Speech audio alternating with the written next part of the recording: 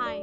தைப்பூசம் அதை பற்றி எல்லாத்துக்குமே நல்லாவே தெரியும். நான் எனக்கு தெரிஞ்ச விஷயங்களை உங்ககிட்ட ஷேர் பண்ணுறேன். 48 நாள் விரதம் இருக்கணும் அப்படின்னு நினைக்கிறவங்க மாலை போட்டு பாத யாத்திரையாக போய் முருக வழிபாடு செய்வாங்க. நம்மளால 48 நாள் இருக்க முடியல அப்படின்னு நினைக்கிறவங்க 21 நாள் இருக்கலாம். 21 நாளுமே நம்மளால இருக்க முடியல அப்படின்னு சொல்கிறவங்க ஒரு நாள் மட்டுமே இந்த விரதம் வந்துட்டு இருக்கலாம்.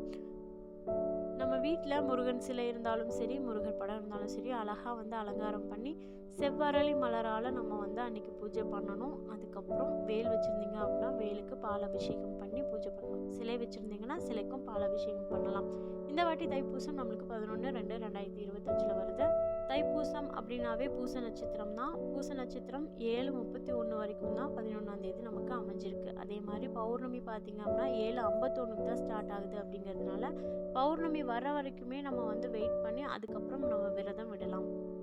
சில வழிபாட்டு நாள்கள் பார்த்திங்கன்னா திதி நட்சத்திரம் இரண்டையும் சேர்ந்து வர மாதிரி நம்ம வழிபாட்டு நாள் சொல்லியிருப்பாங்க பெரியவங்க. அதே மாதிரி நட்சத்திரத்தை மட்டுமே பிரதானமாக வச்சு நம்ம செய்யக்கூடிய ஒரு நாள் அப்படின்னு பார்த்திங்கன்னா அது தைப்பூசமாக தான் இருக்கும். அதுலேயே உங்களுக்கு இருக்குது தைப்பூசம். பூச நட்சத்திரத்தை மட்டும்தான் பிரதானமாக வச்சு இந்த வழிபாட்டு முறை நமக்கு சொல்லியிருக்காங்க.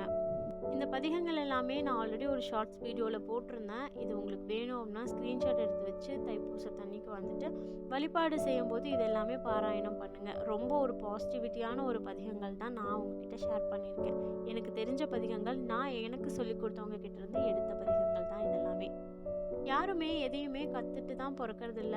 எல்லாத்துக்கிட்ட இருந்தும் ஒரு நியூஸை தான் நம்ம கலெக்ட் பண்ணி நம்மளுக்கு தெரிஞ்ச விஷயங்களை நம்ம அடுத்தவங்கக்கிட்ட ஷேர் பண்ணுறோம். அந்த மாதிரி தான் நான் எனக்கு தெரிஞ்ச விஷயங்களை உங்ககிட்ட எல்லாத்தையும் ஷேர் பண்ணிகிட்ருக்கேன். உங்களுக்கு இந்த விஷயங்கள் பிடிச்சிது அப்படின்னா மறக்காமல் சேனலை சப்ஸ்கிரைப் பண்ணிவிட்டு பாருங்கள், சப்போர்ட்டிவாக இருக்கும். கூட இருக்க பெல் ஐக்கானையும் கிளிக் பண்ணி பார்த்தீங்க அப்படின்னா என்னோடய வீடியோஸ் எல்லாமே உங்களுக்கு நோட்டிஃபிகேஷனாக வரும்.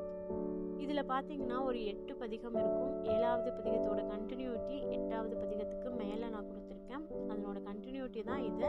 8 பதிகங்களுமே படித்து பாராயணம் பண்ணுறதுக்கு நம்மளுக்கு ஒரு 15 மினிட்ஸ் தான் ஆகும். படித்து பாராயணம் பண்ணி பாருங்கள். கண்டிப்பாக அதனோட பாசிட்டிவிட்டி வேறு லெவலில் தாங்க இருக்கும். தைப்பூச தினத்தில் மட்டுமே நம்ம விரதம் இருக்க போகிறோம் அப்படின்னு நினைக்கிறவங்க முன்னத்து நாளே வந்துட்டு எல்லா பூஜை பாத்திரம் சுவாமி படங்கள் எல்லாமே க்ளீன் பண்ணி எடுத்துகிட்டு தைப்பூசத்து அன்னைக்கு பார்த்தீங்கன்னா பிரம்ம முகூர்த்தத்துலேயே பூஜையான விரதத்தை ஸ்டார்ட் பண்ணிக்கணும். அதுக்கப்புறம் பௌர்ணமி வந்ததுக்கப்புறம் விரதம் விடுறது ரொம்ப இனிமே நல்ல பலனை தரும்னு சொல்லுவாங்க.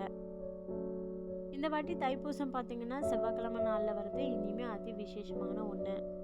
ஏற்கனவே 48 நாள் விரதம் இருக்கவங்களும் சரி, 21 நாள் இருக்கவங்களும் சரி, இல்லை 6 நாள் விரதம் இருக்கவங்களும் சரி, எப்படி இருந்துகிட்ருக்கீங்க, தைப்பூசத்தன்னைக்கு என்ன பண்ணுவீங்க அப்படிங்கிறத மறக்காமல் கமெண்ட்டில் ஷேர் பண்ணுங்கள். புதுசாக பார்க்குறவங்களுக்கு அது கண்டிப்பாக ஹெல்ப்ஃபுல்லாக இருக்கும். நெக்ஸ்ட் இயர் அது என்ன பண்ணலாம் அப்படிங்கிறதுல ஒரு ஐடியா கிடைக்கும். தைப்பூச தினம் பார்த்தீங்க அப்படின்னா வள்ளலார் தினம்னு சொல்லுவாங்க. அதே மாதிரி சிவபெருமானுக்கும் உரிய ஒரு நாளாக தான் தைப்பூசம் கொண்டாடப்படுது. 6 படை வீடுகளில் நீங்கள் எந்த படை வீட்டுக்கு வந்து தைப்பூசத்தன்னைக்கு போயிருக்கீங்க அப்படிங்கிறத மறக்காமல் ஷேர் பண்ணுங்கள். யாரெல்லாம் என்ன வேண்டுதல் நினச்சிருக்கீங்களோ அவங்க எல்லாத்துக்குமே அவங்கவுங்க வேண்டுதல் சீக்கிரமாக நடக்கணும்னு சொல்லிட்டு முருகப்பெருமான்கிட்ட நானுமே பிரார்த்தனை பண்ணிக்கிறேன். பாய். நெக்ஸ்ட் வீடியோவில் பார்க்கலாம். தேங்க்யூ.